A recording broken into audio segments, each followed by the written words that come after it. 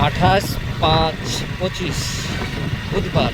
আজকের আবহাওয়া সকাল থেকেই আকাশে মেঘ আছে, কিন্তু একদম যেটা বলে বর্ষার দিনের যে মেঘ, ওই বর্ষার দিনের মেঘ, মানে কখন যদি একটু কালো আঁধারি মেঘ চলে আসবে তখন বৃষ্টি হয়ে যাবে।